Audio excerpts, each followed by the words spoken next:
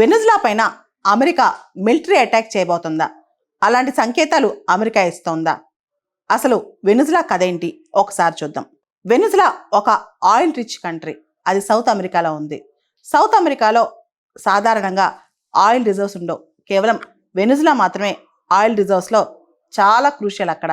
అయితే వెనిజులా ఒకప్పుడు చాలా వెలిగిన ఆర్థిక వ్యవస్థ. అంతేకాదు, ఆయిల్ డిమాండ్ బాగా ఎక్కువ ఉన్నప్పుడు వెనిజులా ఏ చెప్తే అది జరిగేది. ఇన్ఫ్యాక్ట్ వెనిజులా సమృద్ధిగా ఉండేదన్నమాట.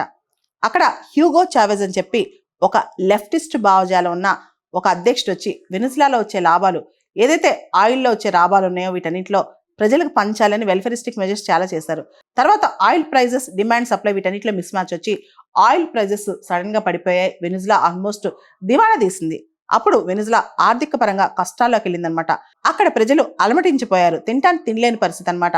ఆ టైంలో చాలా మంది వెనిజులాను వదిలేసి రకరకాల దేశాలకు వెళ్ళిపోయారు. చుట్టుపక్కల ఉన్న చాలా దేశాలు, కొలంబియా కావచ్చు, బ్రెజిల్ కావచ్చు, లాటిన్ అమెరికాలో చాలా దేశాలకు వెళ్ళారు. అంతేకాకుండా అమెరికా కూడా వెళ్ళారు అక్కడి నుంచి అనమాట.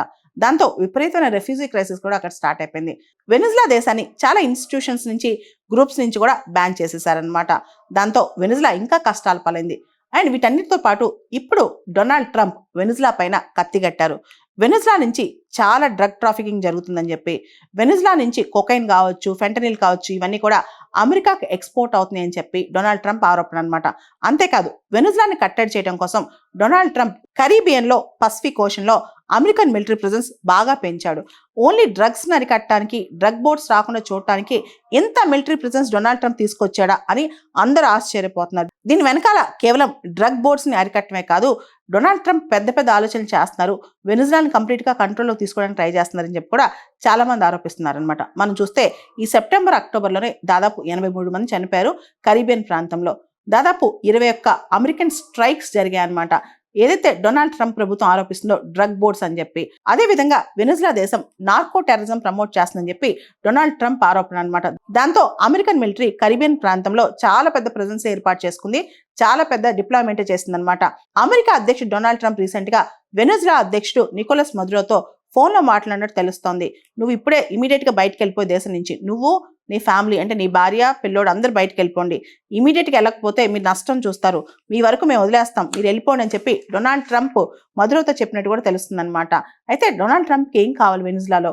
రెజిమ్ చేంజ్ కావాలా, లేదా వ్యూహాత్మకంగా వెనిజులాలో ఆయిల్ రిజర్వ్స్ ఇంకా కావాలా? కేవలం డ్రగ్స్ విషయంలో ఏదైతే ఫెంటనిల్, కొకైన్ ఉందో ఈ విషయంలోనే డొనాల్డ్ ట్రంప్ కోపంగా ఉన్నారా, లేదా వెనిజులన్ క్రిమినల్ గ్యాంగ్స్ అన్ని అమెరికాలో ఆపరేట్ అవుతుందని చెప్పి ఆయన కోపం వచ్చిందా? ముఖ్యంగా ట్రెన్ దే అరగ్వా ఏదైతే వెనిజులన్ క్రిమినల్ గ్యాంగ్ ఉందో అమెరికాలో చాలా ఇల్లీగల్ యాక్టివిటీస్ చేస్తుందని డొనాల్డ్ ట్రంప్ ఆరోపణ అనమాట. అంతేకాదు, చాలా మంది వెనిజులన్ రెఫ్యూజీస్ అమెరికాకు వచ్చారని చెప్పి కూడా ఆయన చెప్తున్నారు. దాంతోపాటు వెనిజులా యొక్క ఎయిర్ స్పేస్ ని ఇప్పుడు ఏ కంట్రీ యూజ్ చేసుకోవట్లేదు సెక్యూరిటీ కారణాల దృష్ట్యా. దీనివల్ల ఆల్రెడీ ఆర్థికంగా చితికిపోయిన వెనిజులా ఇప్పుడు ఇంకా కష్టాలు పాలవుతుంది. అయితే వెనిజులన్ ప్రెసిడెంట్ నికోలస్ మదురో మాత్రం తాను దేశాన్ని వదిలి వెళ్ళని చెప్పి గట్టిగానే కూర్చున్నారు. అంతేకాదు, ఒకవేళ వదిలి వెళ్లాల్సి వస్తే గ్లోబల్ యామ్నెస్టీ, వరల్డ్ వైడ్ గా తను ఎక్కడికి వెళ్ళినా తనకి ఎటువంటి ప్రాసిక్యూషన్ జరగకూడదని ఆయన కోరుకుంటున్నారు. అంతేకాదు, ఒకవేళ కనుక ట్రాన్సిషనల్ గవర్నమెంట్, కొత్త గవర్నమెంట్ ఏర్పడితే వాళ్ళు తన వ్యక్తులు, తన అనుచరులే ఉండాలని కూడా అంటున్నారు అనమాట. వీటన్నిటితో పాటు వెనిజులా అధ్యక్షుడు నికోలస్ మదురో మరో కోరిక కూడా కోరారనమాట. తనపైన, తన అనుచరుల పైన వేసిన శాంక్షన్స్ అన్ని కూడా, అమెరికా ఇతర దేశాలు వేసిన శాంక్షన్స్ ఎత్తేయాలని కూడా కోరారనమాట. అండ్ పొలిటికల్ కంట్రోల్, రాజకీయపరమైన కంట్రోల్ కావాలంటే వెనిజులా పైన వదులుకుంటాను కానీ వెనిజులా ఆర్మ్డ్ ఫోర్సెస్ పైన తాను కంట్రోల్ వదులుకోనని చెప్పి కూడా నికోలస్ మదురో స్పష్టం చేశారనమాట.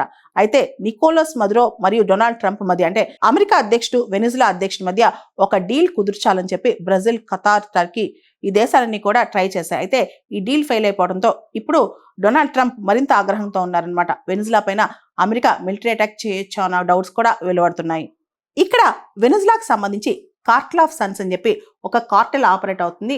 దానిలో పెద్ద పెద్ద పొలిటికల్ లీడర్స్, బిజినెస్ పీపుల్ అందరూ వెనిజులాకు సంబంధించిన వాళ్ళు ఉన్నారు. వీళ్ళందరూ కూడా అమెరికాలో ఇలిసిట్ డ్రగ్ ట్రేడ్ చేస్తున్నారు. దీన్ని మేము ఎలా అయినా అణిచివేస్తాము, అవసరమైతే ఇప్పుడు అమెరికన్స్ చాలా మంది ఈ డ్రగ్స్ వల్ల చనిపోతున్నారు, అవసరమైతే అమెరికాని ఇంత వల్నరబుల్ గా చేసిన వాళ్ళని అటాక్ చేయడానికి కూడా మేము వెనకాడం అని చెప్పి చెప్తున్నాడు డొనాల్డ్ ట్రంప్. అయితే వెనిజులా అధ్యక్షుడు నికోలస్ మదురో మాత్రం మాకేం పీస్ అవసరం లేదు, ఈ స్లేవ్ పీస్ అస్సలు అవసరం లేదు, మేము పోరాడతామని చెప్పి నికోలస్ మదురో కూడా పంతం పట్టు కూర్చున్నారు.